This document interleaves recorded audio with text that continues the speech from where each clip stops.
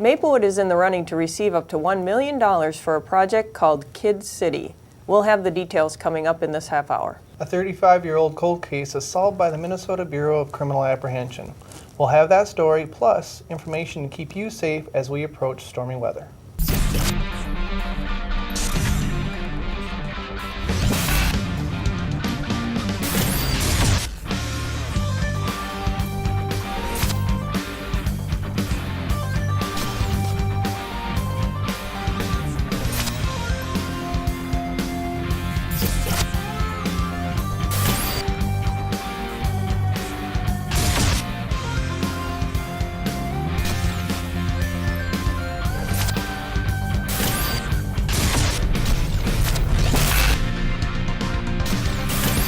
Thanks for tuning into this edition of Your Police Report. I'm Carrie Crotty. And I'm Lon Bakey. Last month we brought you a look inside the Minnesota Bureau of Criminal Apprehension's crime lab. The BCA recently announced they solved a decades-old cold case and in the process gave a Texas family some long-awaited answers. After 35 years of wondering what happened to their 18-year-old daughter, a Texas family at long last has answers. The Minnesota Bureau of Criminal Apprehension has revealed the unknown remains of Faribault County's Jane Doe. Michelle Boucher was assaulted and murdered in 1980 by Minnesota State Trooper Robert Leroy Nelson. He dumped her body in a ravine off I-90 east of Blue Earth. Although Nelson confessed to the crime 9 years later, investigators were still unable to identify her remains. Solving of this crime was important not only to the community, but most importantly, to find the name to Miss Michelle Boucher's identity. BCA Forensic Science Services Director Catherine Knutson says the BCA's dedication to the missing and unidentified of Minnesota has allowed them to develop specialized testing techniques. And although it was the hard work of multiple agencies working together to solve the crime over the years, the victim's family played a key role. Ms. Boucher's family's decision to come forward all those years ago to provide samples was key. We wouldn't be sending her home otherwise. After all these years, she would still be Faribault County's Jane Doe. Robert Leroy Nelson is currently serving a life sentence in Texas for Boucher's murder as well as 2 sexual assault convictions. Arrangements are being made to transport Boucher's remains to her family in Texas. Well, are you ready for severe weather? That is the question the Minnesota Department of Homeland Security and Emergency Management is asking Minnesotans. April 13th through the 17th marks Severe Weather Awareness Week, and it's a good reminder to make and practice a home emergency plan and refresh your emergency preparedness kit. According to the National Weather Service, Minnesota has an average of 40 tornadoes each year. Take advantage of the information posted on the Homeland Security website, where you'll find educational material for each day of the week. I think most of us are looking forward to hitting some really warm temperatures. As we go to break, guess what the highest recorded temperature is in Minnesota? We'll have that answer at the end of the show. Stay tuned.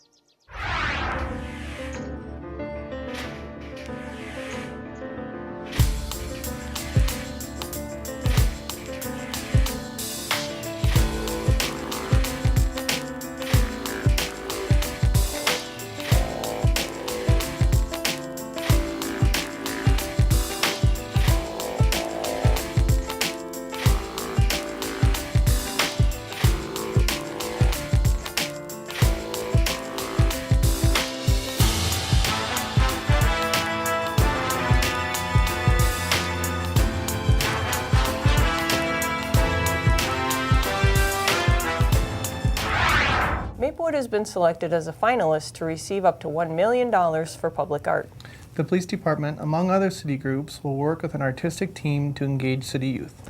Joining us now are representatives from the Z Puppets Rosenschnaz, Chris Griffith and Sherry Aronson. Welcome, Chris and Sherry. Welcome. Thank you. Thank you. Thanks for having us. If you guys can tell me what the Z Puppets Rosenschnaz is all about? Sure. Well, Z Puppets Rosenschnaz is a puppetry company that we started, and it's we bring the power of playfulness to families and children across the country. We do original puppetry and music and physical comedy in all of our performances. We also do a lot of workshops and teaching with youth and families. We also do interactive installations like exhibits for the Children's Museum and the Science Museum of Minnesota that tour all over the country. Okay, I just have to ask you, where did the name come from? I don't think it's on my question, but I gotta know. Well, we wanted something that was a lot of fun to say, so it would make everyone at least smile as soon as they saw the name. And it made us giggle for 2 weeks straight. 2 weeks? Yeah. Awesome. And earlier you were guessing that it implies a red nose, like what we wear often when we do physical comedy or have clown characters. Okay, gotcha. Well, who are your friends? You brought Yes. some friends with you today. We did. We brought the Monkey Mind Pirates. The They're Monkey Mind Pirates. Yeah, they're the Yes. stars of our arts and mindfulness program that we do all over the state. Hello, my name is Winston, and I usually feel kind of sad. I don't know. Oh, Winston. Oh, this is my friend Lady Bronte. Oh, am I on camera? Oh, she gets worried and nervous no. about everything. Do I look okay? Do I look all right? Oh. And then I've got another friend. Oh my. His name is Ansel. Ansel gets distracted a lot. I'm Ansel the Antsy. Okay, so Ansel's like you, kind of. I resemble that reminder. You know Ansel? Yeah, I had a cousin once who was a police officer. Yeah, he let me ride in the squad car. Vroom. Yeah. So the Monkey Mind Pirates are each monkey kind of represents a different stress that families might have, from depression to distraction to anxiety. And through our performances and workshops, we use different techniques of yoga and mindfulness to help families deal with that stress and to learn to talk about it with each other. And that's how we met Mayor Slawick. Yeah! And she's bringing us to Maplewood. So how did the art challenge come about, if you want to talk about Sure. So we started off, we met Mayor Slawick a year ago through working with the Autism Society of Minnesota. Okay. Many people know that she was connected with that organization. And we were doing our Monkey Mind Pirates project with families who were on the spectrum with autism. And when she found this public arts challenge that's from the Bloomberg Philanthropies, it's only available to mayors of cities of 30,000 or more. Okay. And she found this opportunity and called us, and she had such a positive experience working with us last year. She wanted to know if she could work with us again. Mm-hmm. And that's kind of where we started brainstorming ideas and coming up with the proposal. And what we did, the mayor called us out to meet Dwayne Kaneko of the Parks and Rec Department, and they gave us a lightning fast but legal speed limit, of course, driving tour of Maplewood, where they pointed out all the different places where communities gather, what's going to happen with the parks master plan. Sure. And then asked us if we had any ideas, and that's when we came up with Kid City. Well, and part of the challenge is to demonstrate the collaboration between the artists and the city. So I'm assuming Kid City is kind of where we're going with that? Yeah, and it's really exciting because Maplewood has already got so much going on towards revitalization and trying to engage the community in new and different ways. Everything from the Integrated Youth Development Program that is a partnership between the Parks Department and the Police Department and the schools and a lot of different agencies and specialists who are working with youth in Maplewood. And then projects like the multicultural business networking that just has started, and the Parks Master Plan. So we're really excited about building on what's already happening in Maplewood, and bringing the whole goal of Kid City is to put kids at the heart of the revitalization of Maplewood, with youth being, the biggest asset, the most valuable asset that a community can have, and of really bringing Maplewood residents together across culture, across age, to come together to get excited about what's happening in Maplewood. Sure. And you kind of answered my next question, so I'm going to steal your question. Is that legal? Well, it is today. How are you going to be working with us, the Maplewood Police Department, or with police in general? Well, I think in the beginning phase of Kid City, what we'll be doing is really connecting with community groups and the community leaders. And the main way that we know that we'll be working with the police department is through the Integrated Youth Development Program that Chief Schnell is heading up. And then what we'll be doing is really finding out what are the challenges for that agency or that community group in Maplewood. How could we connect what we're doing to work towards meeting that challenge or overcoming that challenge? So that's what we know of so far, and the idea is that as soon as we start working in Maplewood, we'll be asking people, how can we help move Maplewood forward towards the goals you already have? Just to give a couple examples of some of the programs that we're dreaming up and talking about, one of them involves laughter, and the idea that laughter is one of the things that we share as humans across cultures. Everybody laughs for different reasons, but laughter is a social event. When you laugh, it's hard to laugh alone, so when you laugh with people, and laughing can really build community. So we're going to be working with youth to kind of create these laughter labs, teams of youth to go around the city and interview different people about what makes them laugh, and also at the same time to record different people laughing, and then to create an series of installations of kind of kiosks that will pop up around Maplewood that have recordings of people laughing. And so people can hear laughter from all different ages and cultures and all different people, and then find out a little bit more about the person behind the laughter. Okay, in less than 1 minute. Yes, challenge is on.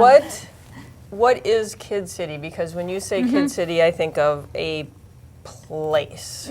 Yeah. So can you just elaborate a little bit on what that Yeah. is? Kid City is a creative task force of youth. So we'll be using a whole bunch of different art forms, from theater to visual art, making these interactive installations, and using the art form to get kids really at the core of revitalization. So it's creating, it's transforming Maplewood into Kid City. And so these are going to be programs that kids can be involved in? Yes. And so they will, okay. And the idea is that kids will become kind of the creative force behind the project. The city of Maplewood is really putting youth and children at the forefront of this whole new phase. Okay.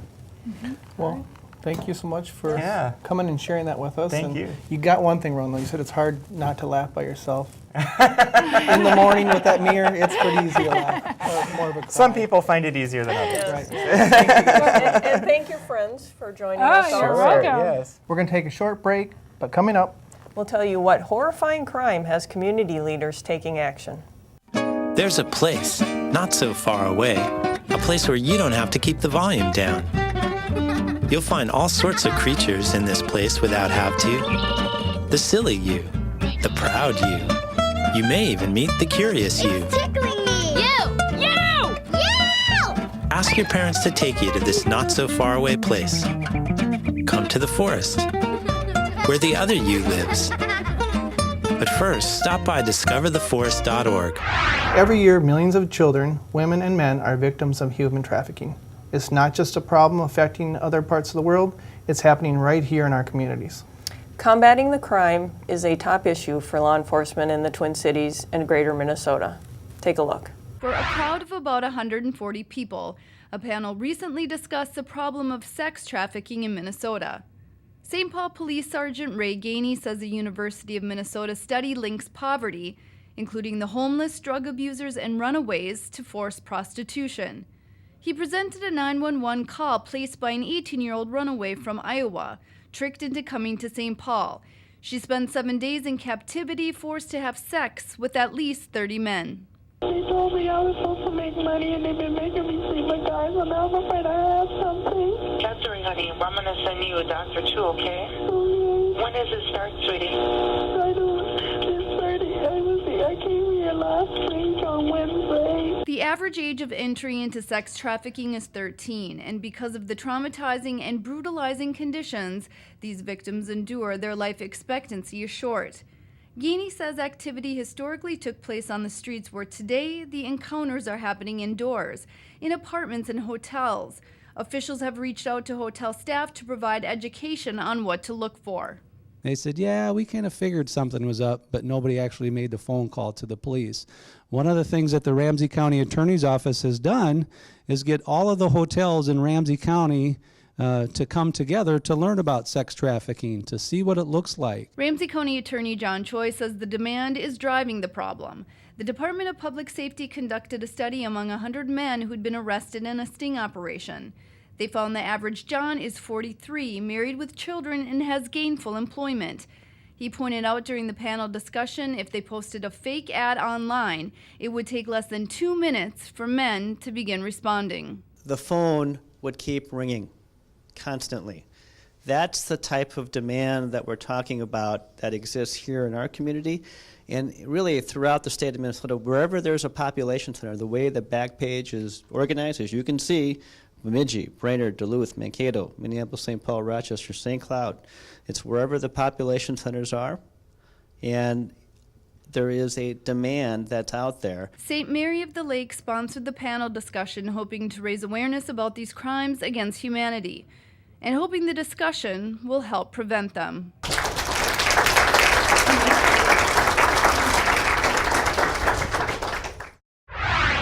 Team Bacon Bits has been making the rounds to raise money for Special Olympics in Minnesota. Here's a nice looking group. It was a beautiful day. Yeah. And it was like upper 30s. The last one. Yeah, it was 0. It was beautiful. Yeah, and the water was wonderful. It was just like a hot tub with ice water. With ice water. Yeah, but it was pretty awesome. Okay. So, well, thank you. It was fun again. For jumping in. And next year, Yep. Every year I Carrie's say gonna that be maybe I will. jumping and in with us. Every year I don't. Well, we don't normally encourage our police officers to fight, but Maplewood officer Marquise Benjamin went 3 rounds in the ring for a worthy cause. He was helping raise money for St. Paul Police Sergeant Greg Gromek, who's suffering from ALS. The event took place at the Upper Cut Boxing Gym in Minneapolis as part of a Unite to Fight event. So thanks for putting yourself out there, Marquise. Remember, if you don't catch your police report on air, you can check us out online and make sure to visit our Facebook page. Finally, we asked you earlier, what is the highest temperature recorded in Minnesota history? And one of our viewers called in with the correct answer, and that is 114 degrees. It was on July 29th in 1917 in Beardsley. and again in July 6, 1936 in Moorhead. Well, the United States Army Field Band and Soldiers Choir visited our area from Washington, D.C. and gave an amazing performance. We'll leave you with a look at these musical ambassadors. Thanks for watching, and we'll see you next time.